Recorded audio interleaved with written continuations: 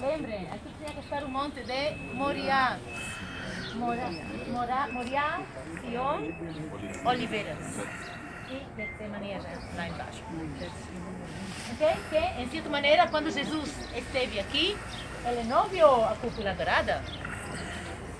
Era o que tinha aqui frente aos seus olhos, era o templo. Ok? Ele vê aqui o templo. Significa que o muro que nós visitamos ontem está onde está a cúpula cinza. Sim. Do outro lado da cúpula cinza, para embaixo, é onde está o muro das lamentações. Do lado de cá é muçulmano. E toda a esplanada hoje é muçulmana. E o pináculo é a ponta que vocês veem aqui, a união do muro oriental e do muro do sul. Vocês veem essa união aqui? Essa quina. Essa quina que está aqui diante de nós. Esse é o pináculo onde teve a segunda tentação quando ele estava. Essa quina aqui, entre o L, fazendo o L da muralha. Vocês veem onde está a cúpula cinza? Se vocês veem mais para o frente de nós, veem aonde que se unem dois muralhas. Esse é o pináculo. Toda a esplanada também é chamada de templo. Né? Exatamente. O Toda. pináculo do templo. Exatamente. Por isso se fala que toda essa esplanada era o templo, não somente o templo. Porque lembrem, dentro do templo somente o sumo sacerdote podia entrar. Mas na esplanada todo mundo podia entrar. E essa parede tem mais ou menos 488 metros de comprimento e acho que são uns 400 de largura. Altura, eu não sei dizer a você ainda, porque tem muito mais profundo para embaixo. E também hoje já tem partes de muralhas que são partes de Herodes, partes depois da época turca e outra parte já de que puseram também os britânicos. Então, exatamente a altura hoje não pode dizer certo. O muro como era exatamente. Sim. Aqui é o Vale de Josafá, né? Exatamente.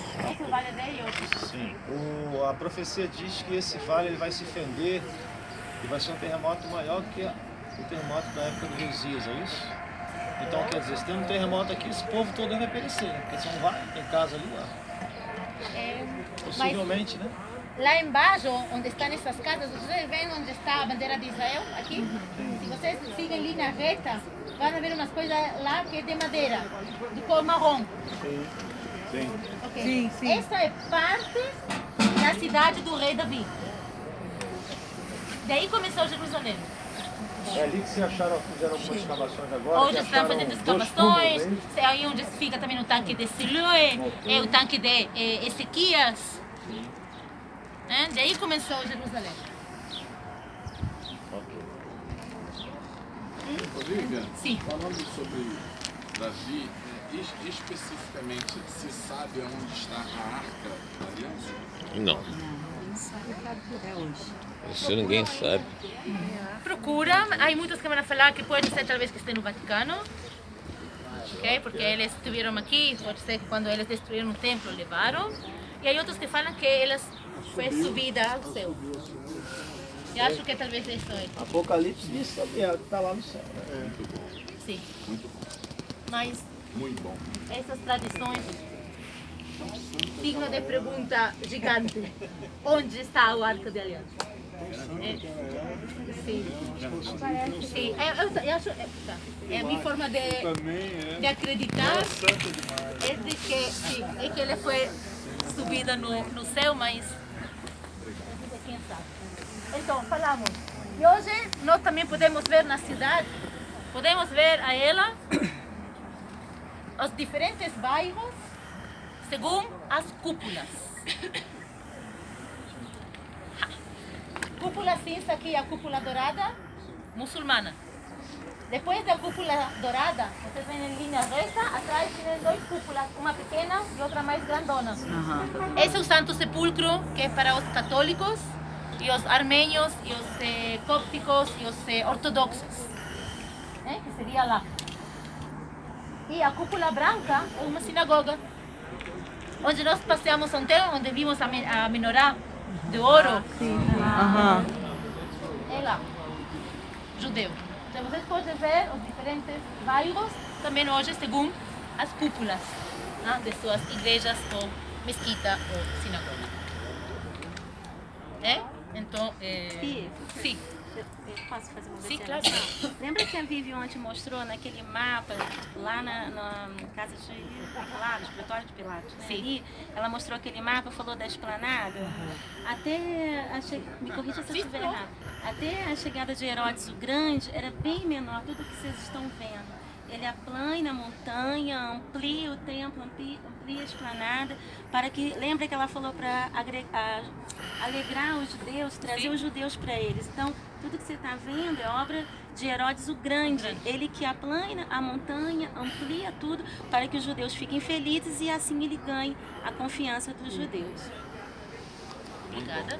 Lembrem, há uma parte que está construída sobre a montanha. Vocês lembram ontem, quando estávamos viajando, que eu falei, vejam que a muralha está em cima de pedras.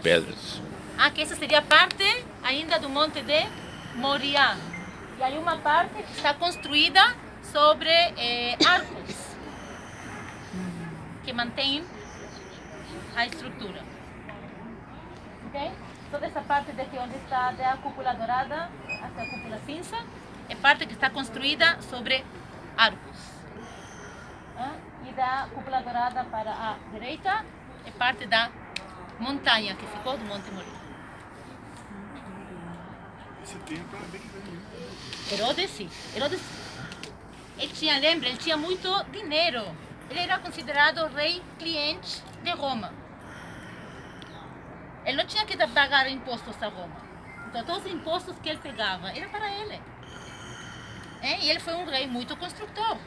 Ele construiu o templo, construiu a cidade de Cesareia, construiu também ainda o túmulo dele, no Herodion, construiu parte do Coliseu de Roma. Foi construído por dinheiro que deu o rei Herodes. Então vocês podem ver que realmente ele construiu. A casa dele que ele fez, que ele cortou um monte e tal, e fez aquela casa dele, é pra onde aqui? Mitzadá? Acho Masada? que é. Mitzadá fica no deserto de eu acho que é Judeu. o Heródio. Mitzadá, a fortaleza cá. de Mitzadá fica no deserto de Judéia. Por isso vocês podem ver que ele foi realmente isso, porque tinha dinheiro. Já os filhos dele, eles não tiveram o mesmo, Condição financeira. Não condição financeira, senão não foram reconhecidos por Roma como ele, como Herodes o Grande. Eles foram reconhecidos como tetrarcas. Então eles tinham que pagar impostos a Roma. Isso também provocou esse declínio. E depois começaram aqui a chegar procuradores romanos, que cada um tinha interesse de quanto mais dinheiro pegar, melhor. E isso também foi provocando essas rebeliões dentro dos judeus contra o Império Romano. O que chegou depois a diáspora de 2000 anos do povo judeu, da terra de Israel. Eu fiquei sabendo que na verdade, Pilatos não morava aqui, ele morava em Não, Cesareia. Só vinha pra cá na época de festa. Época de festas. Vocês lembram que eu falei isso ontem, quando visitamos? E falei que Cesareia, nessa época, Cesareia marítima. Podemos Cesareia de Filipe. Cesareia marítima era a cidade, a capital. E quando chegavam nas festas, que seria a festa da Páscoa, Tabernáculo e Pentecostes, o procurador romano chegava aqui a Jerusalém, onde seria a fortaleza de Antônia. Vocês veem a cúpula dourada? Sim. À direita vem uma torre. Sim. Mais ou menos lá tinha que ser a fortaleza de Antônia. Ele podia ver toda a explanada e ver o que faziam os judeus. Que não estiveram planejando alguma rebelião em contra dos romanos. Então, Carla. Sim, porque senão já vamos... Desculpa que eu falei muito. Um lugar tão lindo, um lugar tão importante, um lugar tão significante para todos nós, né? Então tem, na verdade, 3 coisas que eu quero falar aqui. Quero falar sobre o Monte Moriá, quero falar sobre a aliança de sangue e eu quero falar sobre a palavra amor. mas eu vou começar, na verdade, sobre a palavra amor. Eu acho que esse lugar é um dos maiores lugares para se falar sobre amor, eu acho, né? Para vocês, o que é amor? Alguém pode dar uma ideia? Fala o que acham que é amor? Vamos, Deus, Ariane, nome português e hebraico, Uma entrega incondicional. entrega incondicional, misericórdia, Bondade. bondade, uma ordem de Deus. Amor fala do fruto do Espírito, Sentimento mútuo. sentimento Mútuo, né? sentimento mútuo, né? A gente tem várias definições para a palavra amor. Mas a palavra amor do hebraico ela é uma palavra muito significativa e vocês sabem que eu trabalho muito com a restauração da originalidade das palavras hebraicas e o conceito dela, para que a gente tenha no nosso português o conceito real das coisas, que se perde, não é? A palavra amor em hebraico é ahav. Muita gente comprou o creme da Ahavá, né? Quem comprou aquela palavra é amar, não é? Amor ahav. Amor tem 3 letras. A primeira letra significa Aleph, Rei e Bet. Ahav. São 3 letras. Quem gosta aqui, por exemplo, gosta tanto de carne? Levanta a mão. A Vivi não é uma delas. Não. Gosta de carne? Qual a carne que mais gosta? Peixe. Peixe, picanha, frango. Vocês amam peixe, picanha e frango? E tomate. Não é a turma do sul. Ama mais do que todo mundo. Quer saber? Vocês não amam a carne, a picanha ou o peixe. Porque vocês matam o peixe para comer. Matam o boi que dá a picanha. Então, na verdade, vocês amam vocês mesmos. A gente ama nós mesmos. Porque a gente mata alguma coisa para dar prazer para nós. Não é verdade? Verdade. Quem tem uma melhor amiga ou um melhor amigo? Todo mundo tem uma melhor amiga ou um melhor amigo. Eu também. Há 45 anos eu sou amiga da minha pessoa, Edilene. 45 anos. Por que você tem esse melhor amigo? Porque esse melhor amigo, essa melhor amiga, você ama ela, não ama? Sim. Claro que ama. Mas na verdade você ama o conforto que ela te dá quando você precisa. Então está relacionado com você. Na verdade você ama que ela é uma pessoa agradável para você. Então você ama você. Você ama a companhia dela, porque a companhia te faz bem. Então você ama você. Você não ama o seu melhor amigo, na verdade. Você ama você. Porque aquele melhor amigo te faz bem.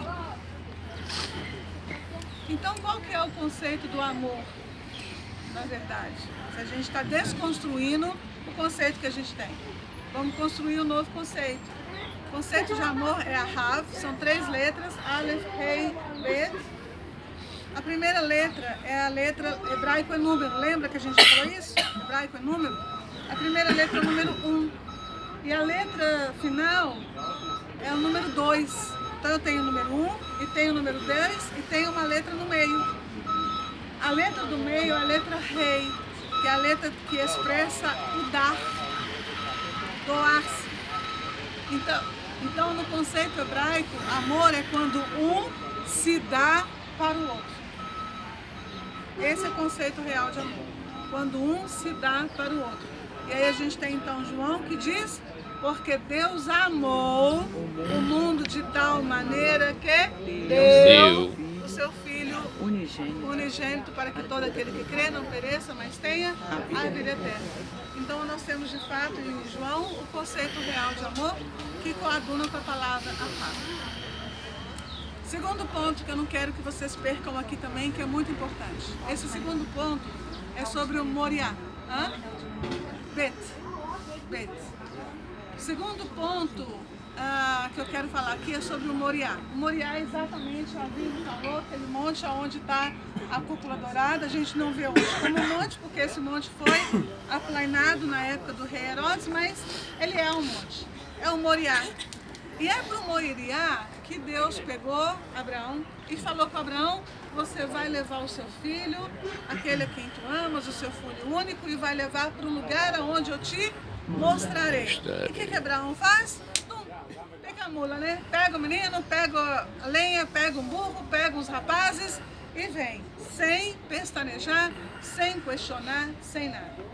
E me traz um pensamento muito interessante, porque tempos atrás, anos atrás desse episódio, Abraão tinha negociado com Deus por causa de uma pessoa da família dele. Quem era? Ló. Por causa de Ló, Abraão negociou com Deus. Ló estava lá na região de Sodoma e Gomorra. Deus falou que ia queimar aquela região toda, mas Abraão sabia que tinha um sobrinho dele lá e chegou a começar a negociar com Deus. Olha, Deus, mas e se tiver 50 justos, só vai queimar assim? Aí Deus falou, não, mas Abraão sabia que não tinha. E ele vai negociando, né? E se tiver 20, se tiver 10, mas Deus, e se tiver um só? Então veja bem, Abraão negociou por Ló. E Abraão não negocia pelo filho. Já pensaram nisso? Alguém já pensou nisso? Não, ele não negocia pelo filho, mas ele negociou por um sobrinho. O que acontece nessa história? Tem algo aí muito interessante. É claro que Abraão é considerado como o pai da fé. E como pai da fé, a gente tem essa pessoa como alguém extremamente importante para o cristianismo, né? Para nós evangélicos e tudo mais. E de fato ele é alguém importante. Mas o que aconteceu aqui, para mim, no meu pensamento, eleva muito mais o nível de Abraão. Esse nível dele é elevado muito mais. Olha o que acontece aqui, olha que interessante. Quando você tem, Flávio, você tem um chefe, você trabalha onde? Uma empresa de importação, você tem um chefe. O que você faz lá? Você cumpre ordens do chefe. Se durante o seu trabalho, o seu chefe, vou imaginar que ele pede para você ir no banco, que não é a sua função, mas ele te pede, ô Flávia, vai lá no banco para mim e faz esse depósito. Durante o horário de trabalho, o que você vai fazer? Ela vai ficar meio chateada, mas ela vai. Quando nós recebemos a ordem de um chefe, a gente obedece. A gente obedece. Nós estamos falando entre Abraão e Deus Deus é, nesse momento, Senhor. O grande Adonai, o grande eu sou, ok? Mas vamos mudar a história. Se esse chefe, no final ela acabou o expediente de trabalho, acabou tudo, e ela está indo para casa, já está lá na garagem do prédio, pegando o carro dela para ir embora para casa, e de repente o chefe dela chega lá e fala com ela assim, Flávia, por gentileza, por favor, você poderia ir depositar esse dinheiro no banco para mim? Qual que são as possibilidades de resposta da Flávia agora? Não. Pode ser não, pode ser sim, se ela puder, se tiver alcance dela, né? E pode ser não. Não é verdade? Fora de trabalho, acabou, ele não tem domínio sobre ela mais, não está no trabalho. Então ela vai fazer esse favor, se ela quiser ou se ela puder. No texto, quando Deus pede a Abraão para poder trazer o filho dele, no nosso texto em português está lá, Abraão, pegue o seu filho, o seu único filho. O texto está assim. Mas no original tem algo fantástico, fenomenal, que fala, Abraão, por favor. Abraão, por favor, pega o seu filho, o seu único filho, e leve à terra que eu vou te mostrar. Por favor. Então isso muda toda a história, né, pastor Vitor? Muda todo o panorama, muda toda a história. Porque um favor você faz se puder e ou se quer. Muda toda a história. Por isso Abraão ele tem contado, né, como pai da fé dos maiores extremos que a gente tem. Um favor você faz se pode ou se quer fazer. E ele não negocia, como ele negociou por Ló. Ele não negocia, imediatamente ele pega e vai. Ele pega esse menino dele. E ele vem para cá, e chega um momento que ele chega aqui, nesse lugar. Ok? Ele chega aqui nesse lugar. E com certeza ele olha, ele para com o menino aqui, ele para com os servos dele aqui, ele para com o jumento, com a lenha, e ele fala com os moços, fiquem aqui, porque eu e o menino vamos e voltaremos. E os moços dele devem ter parado para o lado de cá. E aí quando você olha para lá, você não vai ver mais aquela cúpula dourada, você não vai ver mais aquela muralha, você vai ver uma montanha. Estão vendo uma montanha? Sim. Sem nada? Sim. Muito bem, vocês são ótimos. Amém. Uma montanha sem nada, só mato. Só oliveiras talvez aqui, só mato, só uma montanha. Não tem estrada, não tem nada. Ele deixa os moços aqui e ele começa a subir para lá. Mas imagina como é que está o coração desse pai, filho único, né? Filho da promessa ainda por cima, que é Isaac. Ele vai para lá com Isaac. E aí a gente chega num momento que é muito importante, a aliança. A maior das alianças feitas no planeta Terra entre o homem e Deus aconteceu aqui nesse lugar para onde vocês estão olhando. Aleluia. A maior aliança do planeta Terra entre o homem e Deus. Nós hoje usamos uma aliança na mão. Quem tem aliança? Okay. Temos aliança. Hoje a aliança que a gente usa na mão é algo para representar uma coisa. A aliança é algo muito novo, tem no máximo 200 anos, quando se casa. A aliança de casamento antigamente era feita da seguinte maneira: uma pessoa cortava a pele, podia ser o dedo, podia ser o pulso, cortava, derramava sangue. A outra com quem você iria se casar, ou seja, com quem você está fazendo aliança, também iria cortar uma parte da pele e o sangue dos dois iriam ser misturados. O sangue dos dois seriam misturados. Sangue de uma parte com sangue de outra parte da aliança. E aí o sangue dos dois se misturariam e as pessoas seriam como se fosse uma. O tempo passou, a civilização chegou e hoje a gente usa apenas esse símbolo de aliança, que não tem início, não tem fim, que mostra que as duas pessoas, elas são, não tem fim. Eu não sei onde eu começo e onde o Marcílio termina. Onde o Marcílio termina e onde eu começo.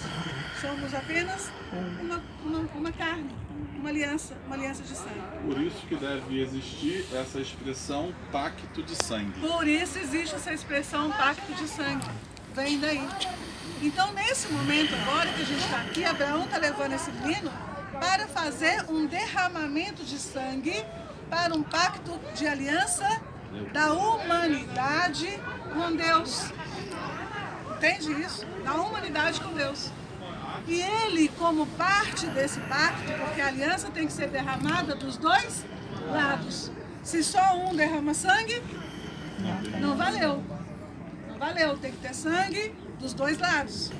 E ele sobe para derramar o sangue do filho dele. Quando ele derrama o sangue do filho dele, ele sobe. Durante 3 dias, a Bíblia fala que por 3 dias eles caminharam até chegar lá. 3 dias caminharam. E chega lá, o menino pergunta, cadê pai, né, o fogo? O pai fala, olha, o fogo está aí, a lenha está aí. O menino pergunta, cadê o cordeiro? E Deus, o Abraão fala, Deus proverá para si o cordeiro. E aí, no momento de Abraão, então, descer o cutelo para acertar no coração o seu filho, vem o anjo de Deus e segura a mão de Abraão e fala, Abraão, Deus já proveu para si o cordeiro. E não deixa. Mas no coração de Deus, e pela intenção de Abraão, é como se o sangue de Isaac tivesse sido derramado. Ok? Então significa que uma parte da aliança, a parte humana da aliança, ela foi concluída. Concorda comigo? A parte humana da aliança, a parte do planeta Terra, foi concluída. E a segunda parte da aliança? Jesus. Alguns 1000 anos depois, vem Deus e fala, ok, agora é a hora da minha parte da aliança. Abraão trouxe o filho unigênito dele, sem pecado. Desculpa, claro que ele tinha pecado. Trouxe o filho unigênito, mas o filho perfeito que ele tinha, não tinha defeito. A Bíblia fala que Isaac não tinha defeitos, né? Isaac andou com o madeiro sobre as costas dele, daqui até lá. A Bíblia fala que Isaac andou com o madeiro. Deus fala, ok, agora é a minha vez. Eu vou pegar o meu também, filho unigênito também, sem defeito também, mas esse sem pecado, e esse agora com poder suficiente para poder salvar toda a humanidade. Isaac não tinha esse poder, mas Jesus tinha. E vem Jesus para cá, lembra que Vivian falou? Ali atrás fica a casa Betânia, a casa de Marta, Maria e Lázaro. Ele cura Lázaro e ele desce para cá para ir para a entrada triunfal dele em Jerusalém. E lá, com madeira nas costas, depois de 3 anos de ministério, Isaac 3 dias de caminhada, Jesus 3 anos de ministério, vem Jesus com o madeiro nas costas, que era a cruz, e enfim, a parte de Deus na aliança é derramar o sangue e fazemos isso. Somos reconectados com Deus. Ser humano, parte humana e Deus, reconectados. Por causa que um dia um homem teve fé suficiente, teve força suficiente para cumprir a parte dele como humano, Deus também então cumpre a parte dele para todos nós.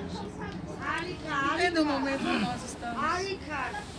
Um momento tão significativo, tão importante, tão diferente em que nós estamos aqui. O local em que você está é o local onde Deus olhou para os céus e mirou. E Deus mirou para cada um e Deus apontou para cada um de vocês, para que cada um em especial estivesse aqui para ser testemunha viva de tudo o que aconteceu e que ainda irá acontecer na vida de cada um de nós e para a humanidade. Antes de nós orarmos, Aninha, se quiser terminar, pode terminar, gravar. Antes de nós orarmos, quanto tempo eu tenho, Vivi? 5 minutos. 5 minutos. Depois a gente vai falar desse interessante que a gente vai ter um outro momento lá no Jardim do Túmulo. Eu quero, a Aninha pegou uma bandeira de Israel, que está aqui. Nós vamos tirar foto para lá, né?